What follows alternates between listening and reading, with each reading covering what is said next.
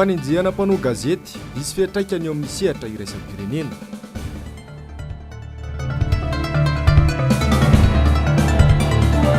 Fiatrehana fifidianana be ny tanàna sy député mbola ho combat io foy Makalfonsa.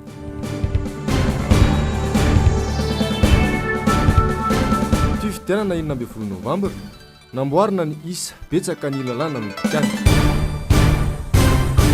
Miaraba tompoko lasy tompoko vavy atonga soa ianao ato anatin'ny fotoana ny fampalalam-baovao manasanao mpanajana sy ampitiavana ny tenako anaraka izany hatramin'ny farany.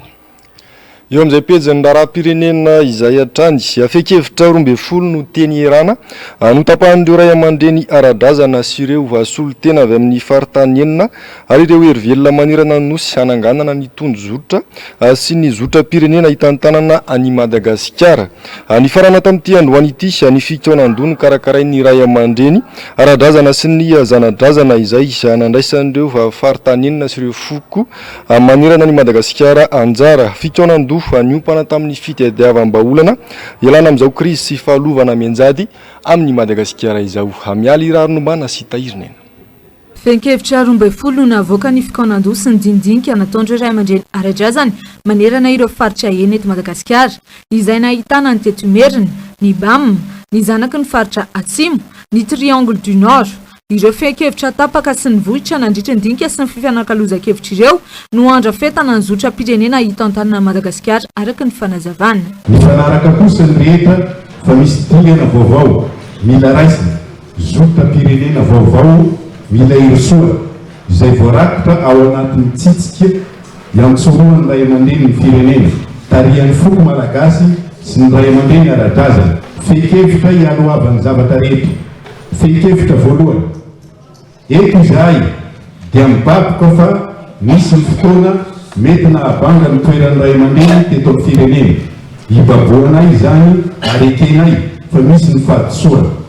Vonona kosa izahay mianombotra amin'ny tombonandro mbola omen'Andriamanitra anay. Vonona izahay ny hijoro, hitarika, hamita ny tombona mbola mila vitaina eto amin'ny firenena. Mba ametrahana ny firenena vanina ho an'ny taranaka mifandimby. Maika ianao izany ny famerenakasina ny ray aman-dreny indrindra ny famerenana ny asa-fandriana pirenena, ny famantarana ireo tena ray aman-dreny ara-drazana, fanisana ny asiny ny toerana hiasana.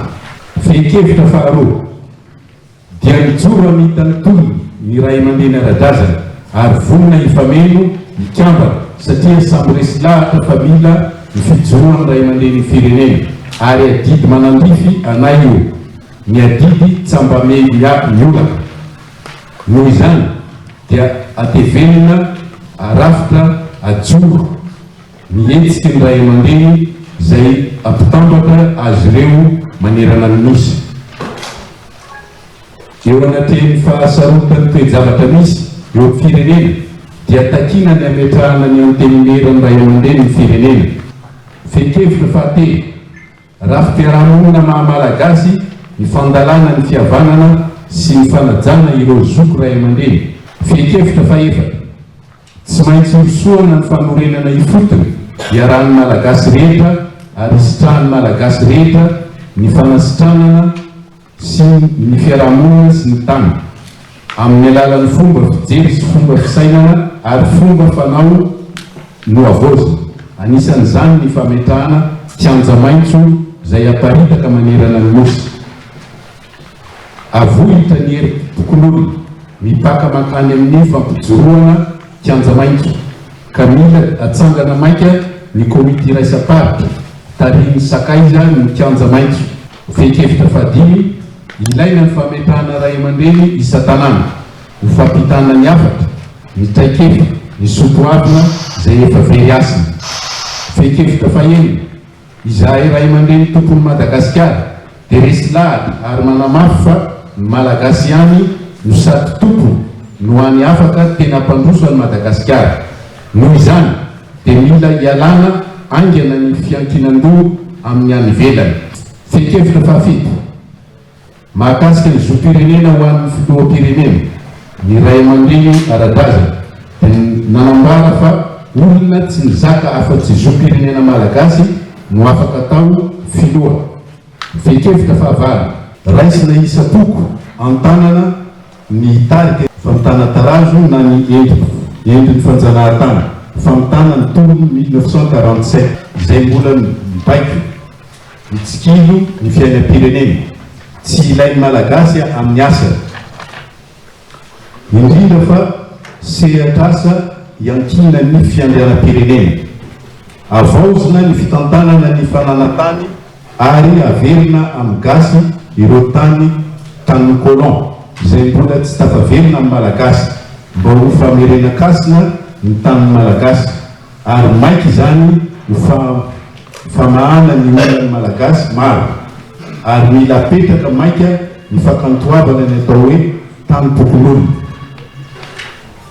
ary pirenena malagasy ny nosy manodidina ka takina ny fanatanterahana ny fanapahan-kevitry ny firenena mikambana tsy tokony hisy ady hevitra izany avaozina ny fitantanana re-pirenena mba hahafahan'ny malagasy misitaka izany. Fekevitra fahafolo ny famerenan-kasina miankonana malagasy tandrintonondoza miankonana malagasy ary mijoro ray aman-dren'ny firenena hiaro ny anso miankonana ka eto dia ambara mazava fa tsy azo ekena eto amin'ny firenena malagasy ny famonona ny zaza any ekipo. Fekevitra faraiky ambin'ny folo tsy maintsy hisoana ny fampihavana-pirenena tarihan'ny ray aman-dren'ny firenena mampifandray ny soatoavy ny finoana ary niezaka efa Ratsiaivana roa andro no nanaovana ity fikaonan-doha no karakarainy anteny Merandray aman-dren'ny Foko eto Madagasikara na ny ARFM. Tonga teny Mandriambero any Bohidratrimo nanatrika izany ireo solon-tena avy amin'ny faritra enina manerana nosy. Ankoatr'ireo olon-tsotra no atsapa ny tsy fihetezana misy eto amin'ny firenena amin'izao fotoana izao. Tonga nanatrika ireo fionan-be iankina no avy amin'ny firenena natao omaly sy androany ihany koa ny filoha Marc Ravalomanana, ny mpandrindra nasionaly ny antoko HVM Arivo Rakotovao ary ireo mpanao politika eto Madagasikara. Hitany teny toerana ihany koa ireo sindika.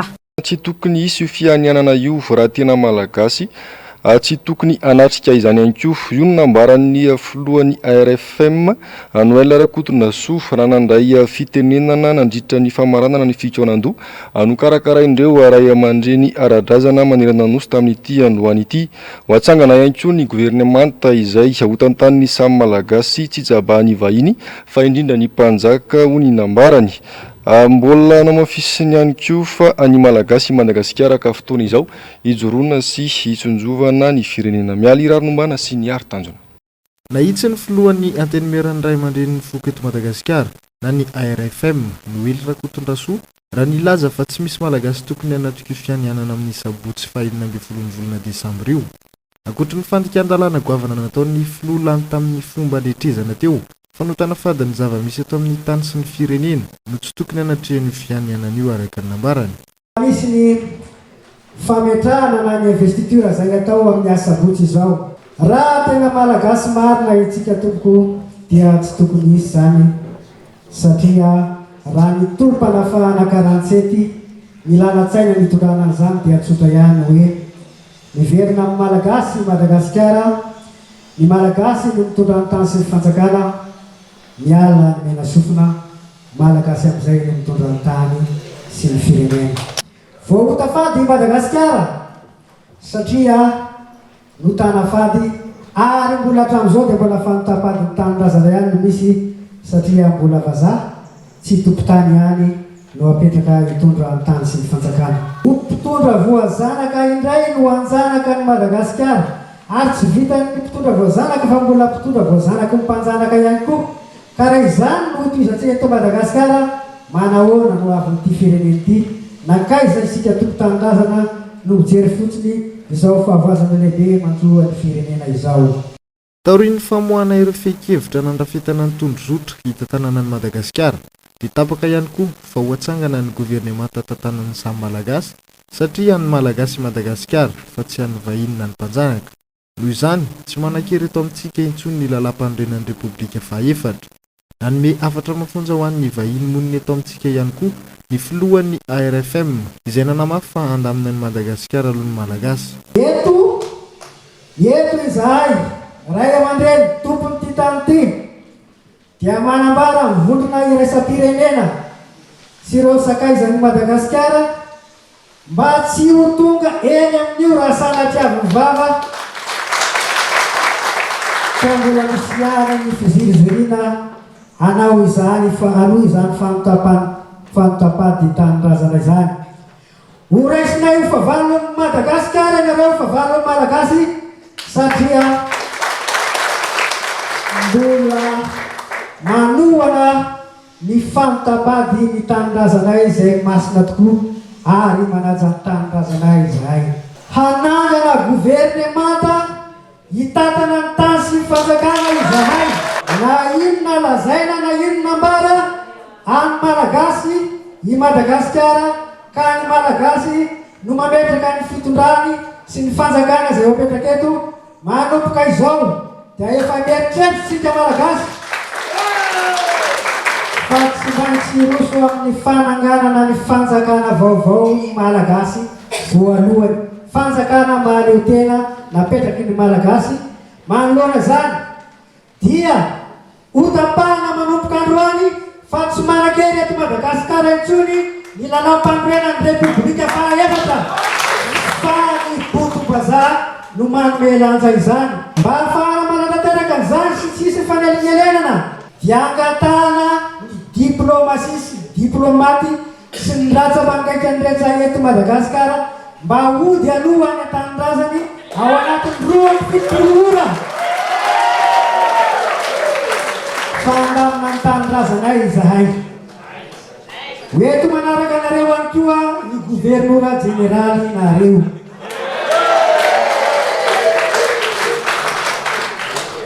Mbola mafisinay any koa fa rehefa voalaminay ny tanindrazanay dia eo vao mamaritra izay fiarahany azy.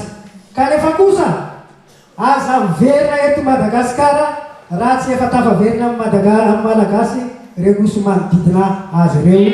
Mampanay araka izany ny toedraram-pirenena eto Madagasikara ho mafimafy ihany koa ny fifandonana arakevitra sy ny hetsika ara-politika ano isika hiatrika fifidianana 12 taona amin'ny taona 2024 raha ny famakafakany ny mpanao gazety zokony ano sady filohan'ny CFM teo aloha Marc Alphonse ho azy dia tsy vahaolana ny fizirizirinany amin'ny tsy fampiresaka raha ny fanazavany asina Andriamalala sy Mano Randriamalala.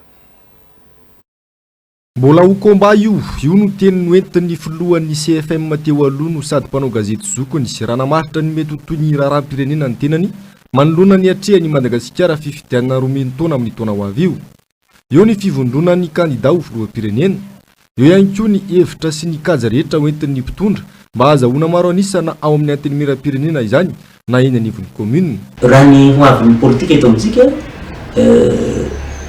raha jerena dia hisy fifidianana anankiroa zao ho avy eo dia ny fifidianana solovoava-bahoaka sy ny fifidianana ny reto be ny tanàna sy ny mpanolotsaina ny tanàna zany hoe mbola ho combat ndray io ny fahitako azy satria ohatrany hoe manana endrikendrika ataontsika anaty farany sosona le izy deuxième tour izy io ny antony zay manana solombavam-bahoaka betsaka raha ny lalàm-pandreny atsika no eo manao ny gouvernemanta ka samy hiazakazaka io zaho mino fa samy hiazakazaka hoe anao zay ananana député betsaka indrindra ao tsy mazaza. Raha ny zava-nisy teto amin'ny firenena sy manerana an'izao tontolo izao dia isaky ny misy krizy na ady dia tsy maintsy miafara amin'ny fifampiresahana ihany. Ho an'ity filohan'ny CFM teo aloha ity dia tsy mitondra makaiza ny fisirizirina tsy hifampiresaka raha ny fanazavany. Amin'ny alalan'ny fampiresahana ihany no ahafahana mandravona izay mety ho disadisa eto amin'ny firenena. Tsy zavatra tsy foronina zany fa na teto amin'ny firenentsika na eo misehatra iraisam-pirenena dia tsy maintsy mifampiresaka mba handravonana olana anankiray. Ka ny fizirizirina angamba tsy dia tsara ho antsika loatra. Mety fotoanany zao hatsapahany tsirairay fa hoe mandiha fotoan tsara fa ny firenentsika ka tokony hiroso amizay fisian'ny fampandrosoana zay na ny mpitondra raha tsy misy ny fitoniana, tsy misy ny stabilité politique, tsy misy ny apaisement politique, dia tsisy asa fampandrosoana vanina eto amin'ny firenena. raha tsy aivina dia mbola nahitana romoromo ara-piarahamonina ny fifidianana filoham-pirenena natao letrezana tamin'ny 9 novambra lasa teo. Ho an'ny vondron'ny kandida dia tahaka ny tsy misy ny fifidianana filoham-pirenena iny. Ho tahaka izay ihany koa ve ny hitranga amin'ity fifidianana ho avy eo ity? Tsy mitombona ny salanisana avoaka ny Vomira Maliotena hamsahana ny fifidianana na nisy ny fitsarana avo momba ny lalam-panorenana araka ny fanadihadiana navoaka ny vaovao tsaika vovonana miady amin'ny fanelezana vaovao diso.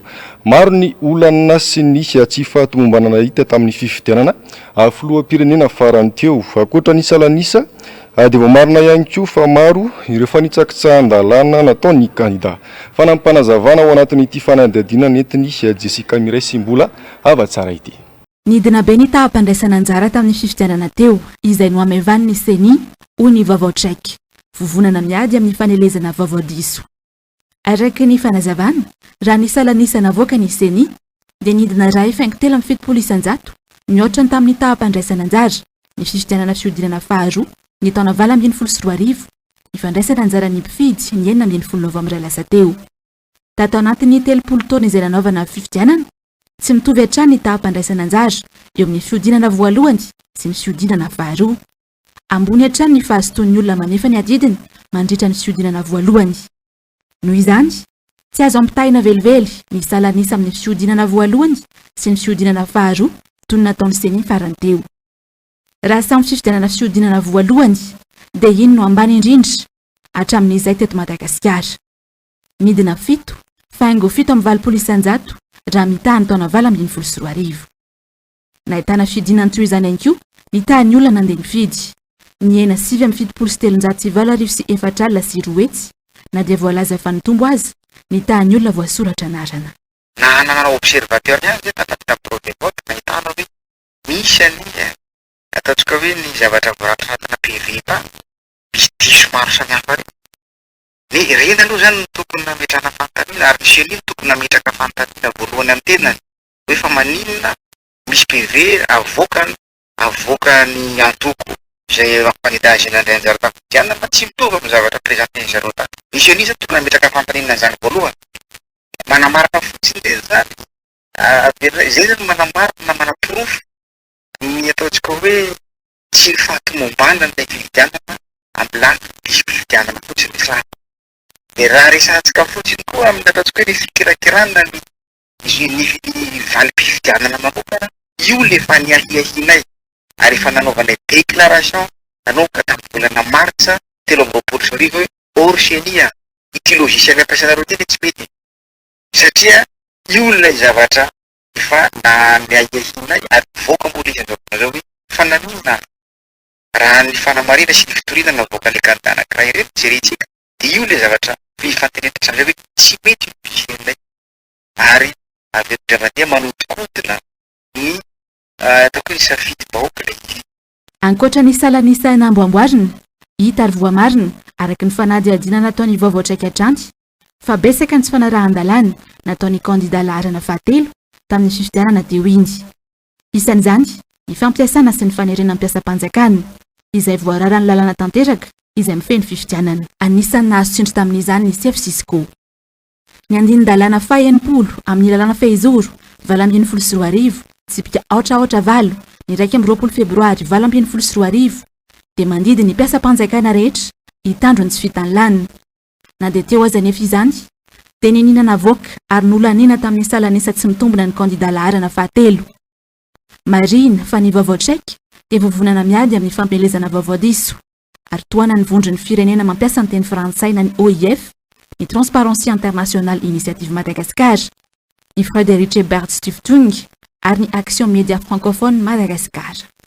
Eo amin'izay pejany raharaham-pirenena izay hatrany hita tamin'ny fitondrana teo aloha sy tamin'ny fifidianana farany teo fanampiasana tamin'izay hanitiavan'ny fanjakana azy ny lalàna izany hoe hanadikany izy ireo tamin'izay hanapety azy izany ho an'ny mpahay lalàna iray ihany no tokony ho dikany lalàna satria raha samy misy mampiasa azy amin'izay tiany dia ho potika tanteraka ny firenena. Jessica Miray Simbola avatsara. Literaka resabe ny mikasika ny fizakany Andry Rajoelina ny zonim-pirenena frantsay. Samy nanana ny nanikany azy anefa ny pahalalana malagasy. Efa voamary ny andin-dalàna faharoa amby efapolo ao amin'ny lalàna fehizoro mifeny zonim-pirenena malagasy anefa fa vidiravy hatrany ny zonim-pirenena mahamalagasy ho an'izay malagasy feno taona mangataka ny sitrapo zonim-pirenena vahiny. Fanamarinana tena nataon'ny fitsarana avy moa malala-pandrenana sy Andry Rajoelina dia tsy mbola misy ny didim-panjakana mampiatra ity andin-dalàna faharoa amby efapolo nivoaka hatramin'izay namoahana ilay lalàna fehizoro mifeny zonim-pirenena malagasy ity. Eo amin'ny lalàna nefa tsy misy ny antsoina hoe marimaritra iraisana fa na eny na tsy.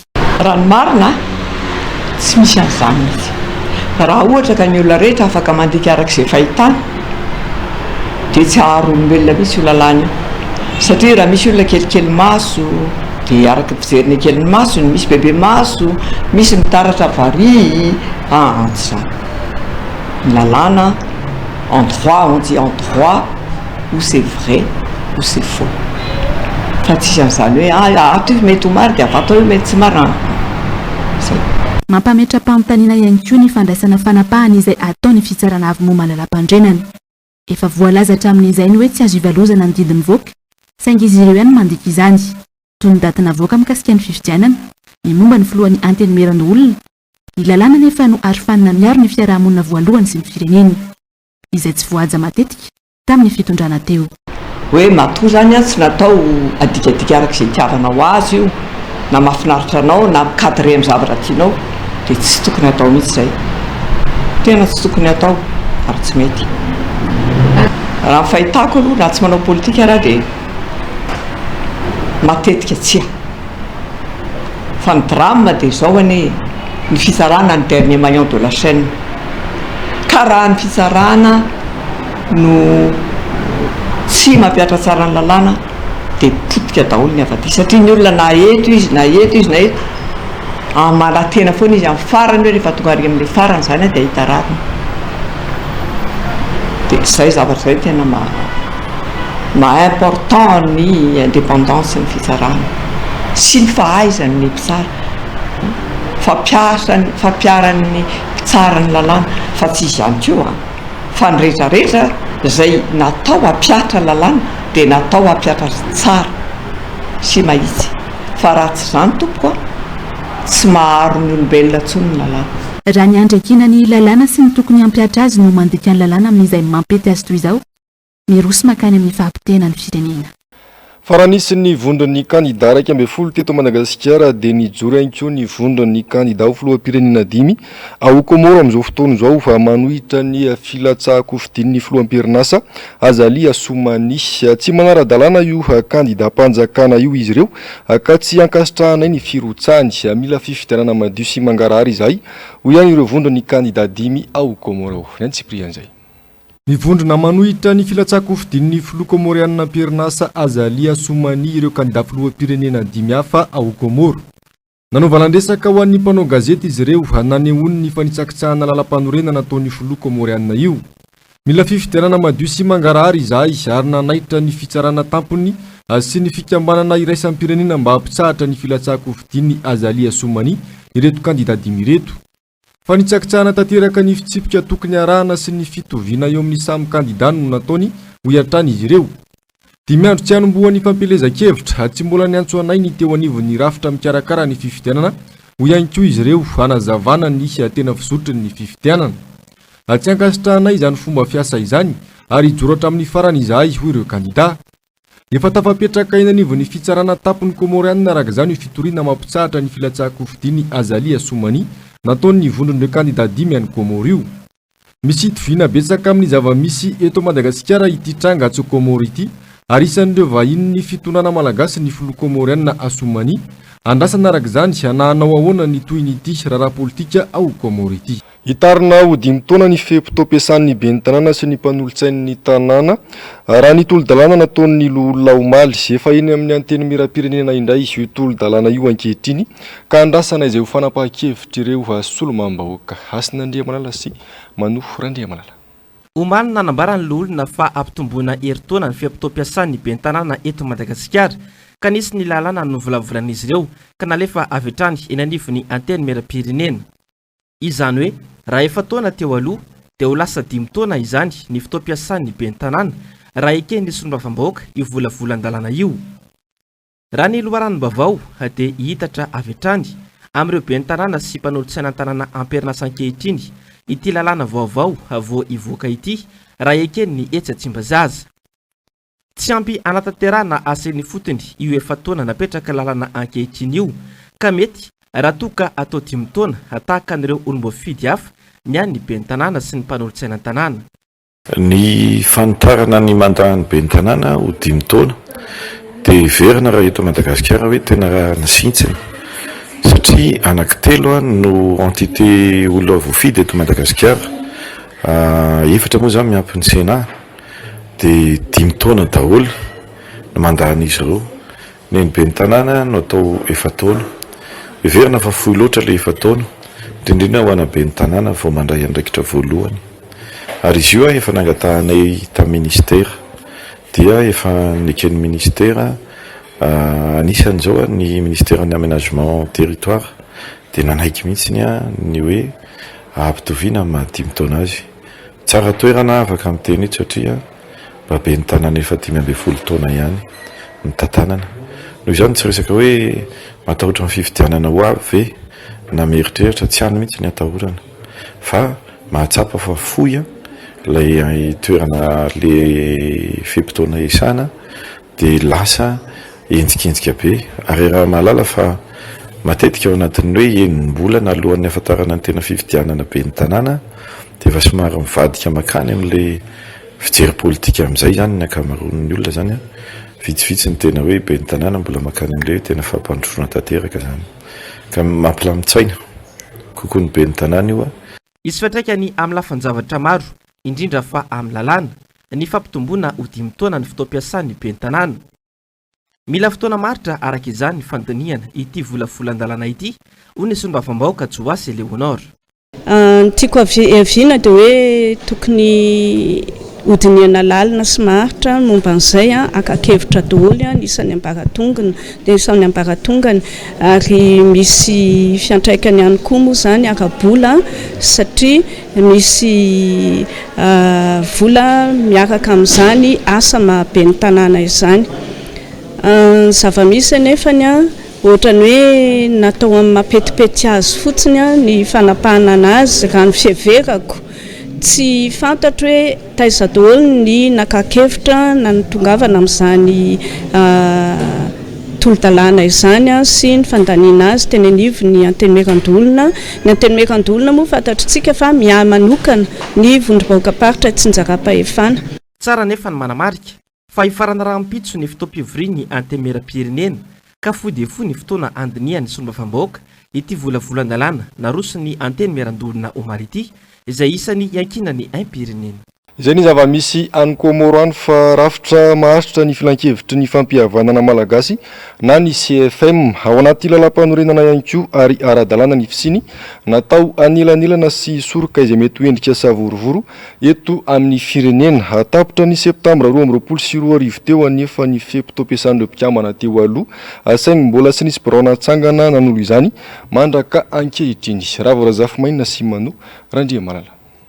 Matetika tranga eto Madagasikara ny krizy amin'ny endriny rehetra, izay no anisan'ny voalohany nananganana ny filan-kevitry ny fampihavanana malagasy na ny CFM.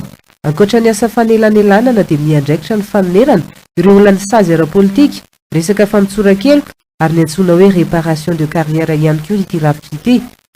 Atota taratasy manodidina ny 900 no mbola tsy nokasihan ity rafitra ity nandritra ny fotoam-piasany, tsy mbola nisy raha teo ny didim-panjakana mampiatra ny fanonerana ireo tokony hisitraka izany. Efa ao anatin'ny andraikitry ny CFM izy io ao amin'ny article 5 alinéa voalohany misy an'izay hoe manao prévention de crise fa misy andraikitra hafa amisahan'ny CFM zany raha iny lalàna 2016-037 iny dia ao ny resaka amnistia dia ao ny resaka réparation de carrière ary fahatelo ny indemnisation n'ireo olona victime tamin'ireo resaka politika teto amintsika. Moa ve izy ireo mbola hijanona sa hafainganana ny fitretena n'ireo dossier mikasika an'io satria efa misy dossier any amin'ny 300 sy arivo any moany zao ny fangatahana tonga teo ampelantananay zay fa moa zany a fa tsy afaka mikasika an'izy io zahay mbola tsisy fanahadiadiana natao mihitsy ao amin'ny article sivambidimapolo ny lalàna io dia milaza fa ny pitsopitsony rehetra mikasika ny indemnisation sy ny réparation dia ho hazavaina bebe koa amin'ny décret hatramintsika miteny zao zany mbola tsy nivoaka io décret io tsy maintsy ao anatiny loi de finance ny vola hoentina hanaovana an'izany indemnisation zany na réparation ka tsy nisy koa io soravola tao anatin'ny loi de finance tsika rehetra tamina nahateo anay noraisina nandritra filakevitry ny minisitra omaly ny volavolan'ny rinjateny-dalàna hanovana sy hamenona ny andininy sasantsasany amin'ny lalàna larina 12 sy 10 tsipika 7 tamin'ny 2 febroary 7 sy 10 momba fampiavana pirenena anisa misongadina ao anatin'ny fanovana ny fampihenana ny sampikiambana ao anatin'ny komite fampiavana pirenena ho 1 rano fantatra raha telo 30 izany ary ny fifantohan'ny andraikitry ity rafitry ity bebe kokoa ho amin'ny fisorohana ny korontana sy ny krizy eto amin'ny firenena tsy voafatra nefa ny fomba anendreny ireo mpikambana vaovao sy ny fotoana anatanterana izany ny teo aloha moa raha isaky ny région dia miampy ny intiere tendreny Andriamatofilo amin'izy ahenao ve mety ho ray isaky ny province dia manendry Andriamatofilo le tendreny isaky ny représentant isaky ny fatra zany dia misy comité de sélection iny no manendry an'izy ireo manao proposition zany dia tendrena amin'ny conseil des ministres mbola tazomina ve zay sa tonga dia tendrena mivatana par voie de décret ny membre vaovao rafitra maritra ny CFM ary manana ny asany manokana tsy natao andaniana volam-panjakana ihany koa ho hiatrany ny fanazavana ao anatin'ny lalam-pandroenantsika izy io ao amin'ny préambule sy amin'ny article 168 dikan'izay zany rafitra maharitra izy io raha tsy hoe hovana ny lalam-pandroenantsika efa matetipitranga ny crise politika eto amintsika ka mba asiana rafitra anankiray zany sahana an'izay ataontsika hoe médiation fandaminana zany raha ohatra ka misy ny tranga na crise dia faharoa manao an'izay fisorohana prévention de crise zany atako angamba izao hovany fotoana misy atsika zao indrindra fiverako manokana dia tena ilaitsika satria mbo heverina fa Madagasikara dia mbo anisan'ny firenena marefo ara-toekarena marefo ara-sosialy marefo ara-politika dia anisan'ny rafitra tsy arakaraka ny fiheverana azy hoe mpandany vola na budget moa nilazana azy fa amiko izy dia rafitra molazany lalam-pandroenana rafitra tena ilaitsika raha toka haitsika ny mampiasa azy araka ny lalàna teo aloha dia midimy taona no fahareta amin'ny fepotona iasan'ny CFM telo amin'ny telopolo ny isampikiambana nandrafitra ny CFM andiany voalohany voatery ny 5 aogositra 7 sy 10 nanomboka ny asa ny 13 septambra 7 sy 10 didim-panjakana noraisina nandritra ny filakevitry ny minisitra omaly kosa no namarina fotoam-piasan'ny CFM andiany voalohany lafim-bavao sosialy kosa indray miakatra matetika ary midangana ny vidin'ireo entana ilaina amin'ny andavanandro raha tsy laza fa tsy nisy tato anatin'izay herintaona izay betsaka no miaina amin'ny kely eo ampelantanana noho izany indrindra fa miampy ny vesatra isa-tokantrano toy ny ofatrano ny jiro sy ny rano ary ny sakafo sy ny fampianarana ny zanaka raha vorazafy mainina sy mano randre malala ny vidim-bary ny menaka ny siramamy ary ny lafarina no tena mampitariana ny akamaroan'ny olona hatramin'izao isan'ny antony mampahantra ny tsy fisinasa ary misoroborobory ny kolikoly itsekilany tsy ampy ny fandraisana ndraikitry ny mpitondra manoloana ny fiakaram-bidy samihafa eny an-tsena fanjakana amin'izao raha tsy fandraisana ndraikitra tsy mbola variana mandamina ny raharaha politika ary ny fanjakana atao tsy hitako hoe inona fandraisana ndraikitra fa tokony ezaka izy zany ny fanjakana zany tokony ezaka foana ibalanse an'io fiakaran'ny vidim-piainana io fa manahirana be indrindra fa ao amin'anatin'ny tsy fisin'ny asa tena misy mandro fotsy mampalahelo ny hena daholo zany zavatra fampiasa amin'izao raha vidy menaka 1 litra teo aloha zao lasa mety hoe tapaky ny litra na ohatran raha vidy 10 kilao mety hoe lasa 1 kilao. Tena miakatra sady masaka. Eritrereto hoe talolo zao kapoaka vary 500 eninjato, zao efa 5000.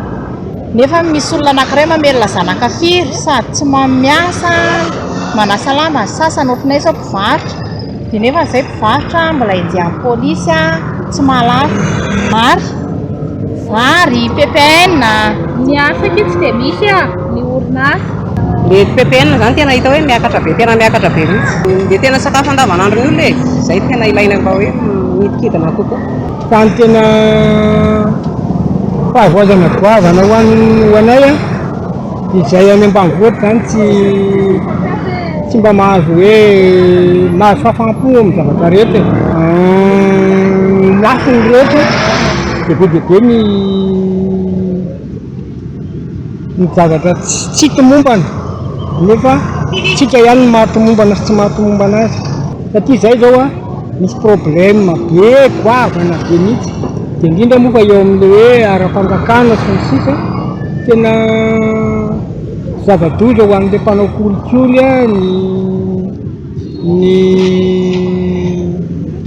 fitiavan-tena. Eo amin'ilay fitiavan-tena tiako-tenenina izay ohatra hoe misy zavatra ataonao any amin'ny birao manome tolotra le olona torianao dia miala ho azy mitambotsomboto ery. Tena niakatra be mihitsy ny fiakaran'ny vidim-piainana fa atao ato ila tsy ho zakan'ny mpatsano. Tena ny rehetrarehetra mihitsy hitanao na ny sakafo andavanandro toko ny vary zao dia efa miakatra ny 700-800 ny kapoaka, nefa ny vary arotsaka tsy maintsy raha maromaro ny oloatokantrano dia tsy maintsy maromaro koa ny kapoaka arotsaka dia sahirana dia miakatra dia tsy zakan'ny sarababem-bahoaka tsy fiakaran'ny vidim-piainana. Zany mahafoana ilay fiainana fa ianao tsy maintsy mitady tsy efatra hoe mafy ilay vidim-piainana dia tsy hitady vola tsy mandeha foana. Voatery mampiana ny fatra sy ny kalitao ny sakafo hohanina ny malagasy, vokany tsy maintsy mametra ny entana amidiny koa ny mpivarotra.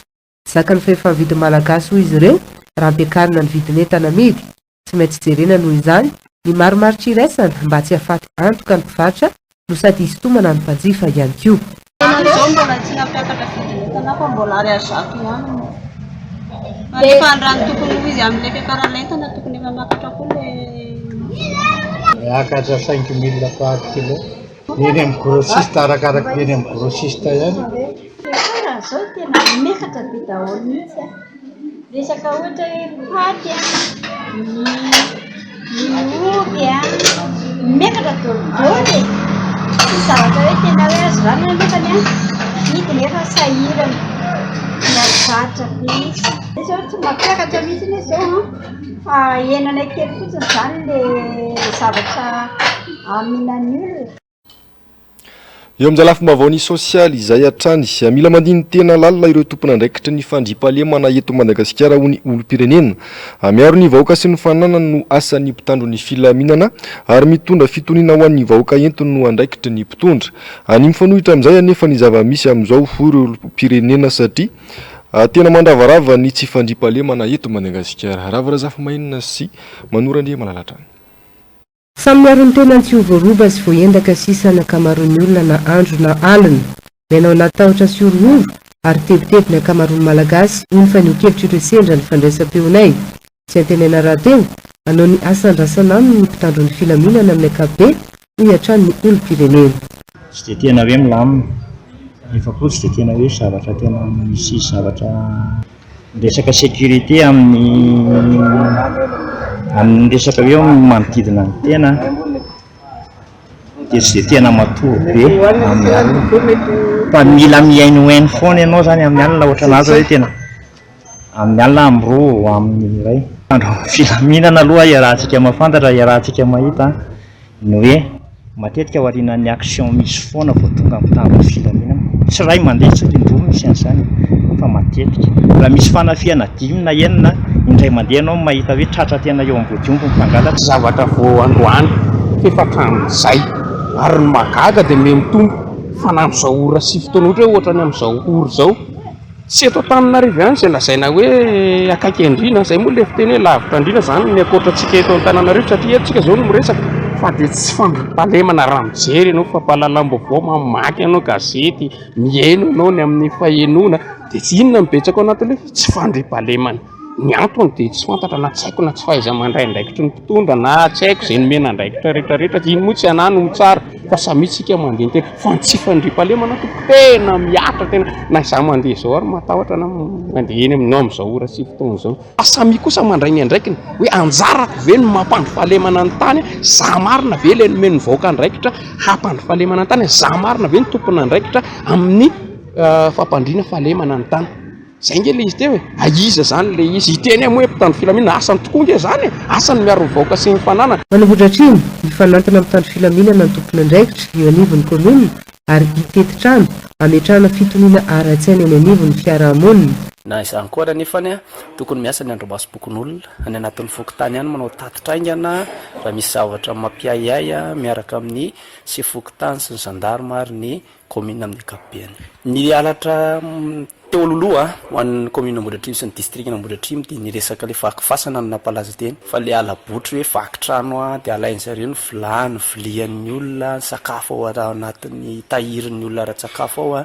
reny zany zao ny misy an'ny komuna Ambohidratrimo mifanantona ny fampiresaka mihitsy zahay hoe inona ny tokony ataontsika amin'ity meloan'ny fety dia isy fidinana ifotony ho atao aloha ataon'ny ekipan'ny komuna miaraka amin'ny gendarmerie anao ny fanentanana sy hijery ny fanazavana araka ny hoe fandriam-pahalemana amin'ny ankapobeny sisy lany endrika tsy fandriam-pahalemana manerana nosy ny amafy izany amin'izao akaiky fety izao ka mila maily sy malina hatrany ny isam-batan'olona manoloana izany izay ny resaka tsy fandriam-pahalemana fa mivangongy ihany koa ny fako eto andrenivohitra amin'izao fotoana izao tsy hita ny fahaiza mitantany komuna tsy hita ihany koa ilay orinasa natsangana iandraikitra ny fandrofana fako tsy misy ny mangarahara ka tsy mahagaga raha anana olana arabola ny komuna ho ny mpanolontsain'ny tanàna Clémence Sara ary ny Rina Hasinandriamalala sy Mano Randriamalala raha vao mahita ireto fako mivangongo eto andrenivohitra reto dia mampametra-panontaniana hoe misy fanjakana ve eto izay le rehetra ahitana fako mivangongo avokoa ny fofona ateraka izany tsy lazaina intsony efa ifarana ity ny fitoam-piasan'ny diaben'ny tanàna fako mivangongo eraky ny tanàna aloha hatreto no arantirantiny ho an'mponina Antananarivo rehefa avy nirofiny ireo fako ireo nandritra ny fandalovan'ny vazaha tamin'ny lalaon'ny nosy tsy ny mponina eto andrenivohitra irery ihany no verevitra sy tsy malala ny antony tsy androfan'ny komuna ireo fako ireo fa hatramin'ny mpanolontsaina ny tanàna satria impirimpiry moa zahay no miezaka nampiantso ny tompona andraikitra eo anivon'ny SMA fa tsy fantatra na tena marary na mody marary fa dia tsy misy na dia tompona andraikitra iray na dia ataontsika hoe tsy voatery ny talidy jeneraly ary fa solon-tena fotsiny eo anivon'izany orinasa izany mba mahafantatra ny momba sy ny pitsopitsony ny fitantanana eo anivon'io SMA io mba hoe afaka niatrika anay mpanolontsaina nandritra ireny fivoriana izay nandinihana ny fitantanana eny anivon'ireo sampandraraha samihafa eo anivon'ny komuna ireny dia tsy mipetraka mihitsy zany le mangarahara tsy fantatra hoe inina mihitsy ve afenina aminay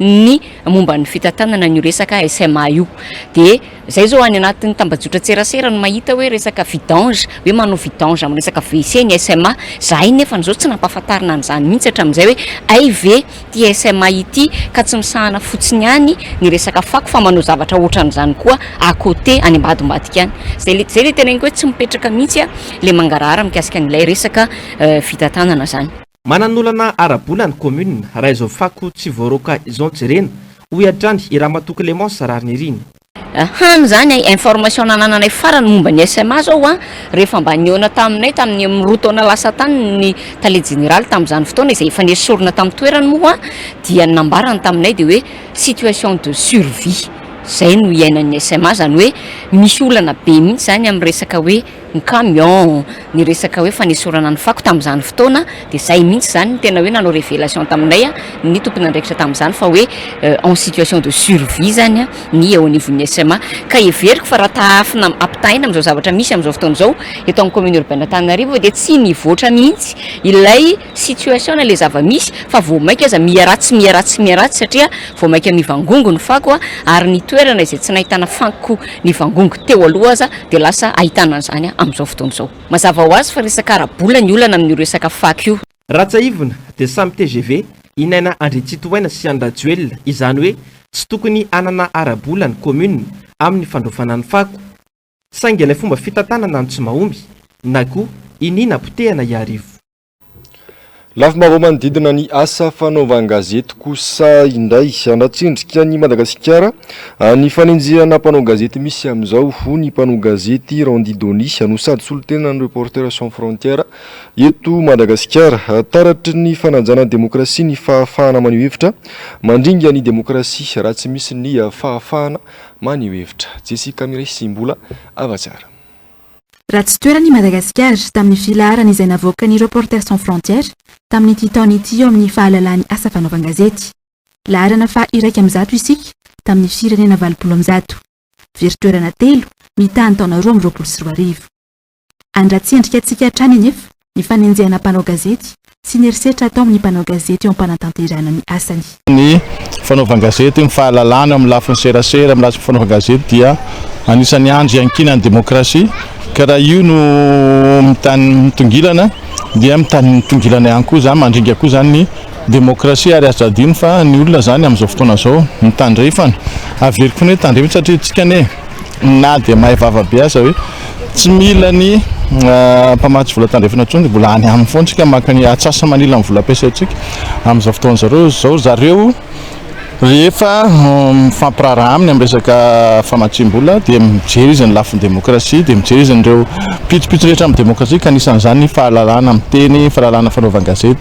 Mitanila ny demokrasia eto Madagasikara amin'izao tsy voahaja intsony ny fahalalany asa fanaovan-gazety misy eo amin'ny endriny maro ny fanenjehana mpanao gazety. Mandratsy endrika mihitsy zany ny zavatra ohatran'iny azadino fa ny sehatra resipina dia manara-maso akaiky toedrarà eto Madagasikara amin'izao fotoana zao ary amin'izao fotoana zao mihitsy koa no mandeha ny fanadihadiana izay andrafetana ny filaharan'ny fahalalany fanaovan-gazety eran-tany amin'izao fotoana zao mihitsy no mandeha ny fanadihadiana tsy izany manao an'io sao dia misy mitendray Randidoni mandrafitra an'io fa olona marobe ampolo ny anjatony no anaovana fanadihadiana dia fa vita zay dia horafetina amin'izay ny lahara Madagasikara ka manabe mana fanahina hoe mety izy fiatraika an'izay rehefa mivoaka amin'ny fotoana fa io moa mivoaka rehefa isaky ny andro raisam-pirenena ho amin'ny fahalalana fanaovan-gazety ny 3 Mai fa amin'izao fotoana zao tsika amin'izao miresaka izao mihitsy no manao fanadihadiana. Masotsivana maro no andrafetana ny filaharana eo amin'ny fahalalany asa fanaovan-gazety.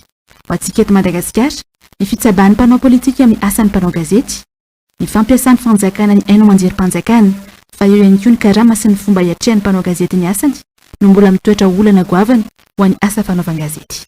Dia ny vaovao iny ihany koa tompoko lahy sy tompoko vavy anonetiko nanakatorona ny fampahalalam-baovao tamin'ity androan'ity ankasitrahana feno anao nanaraka izany hatramin'ny farany atao ny mahazatra dia ny fandarana aona marina sy ny fandarana Global News no arainao avy hatrany aorian'izao fampahalalam-baovao izao Joyeuse retraite kosa io no atenin'ny horonan-tsarindra miseho atolotry ny MBSao anao amin'ity androan'ity ny tenako manome fotoananao ao amin'ny rampitso indray avelo maro tompoko.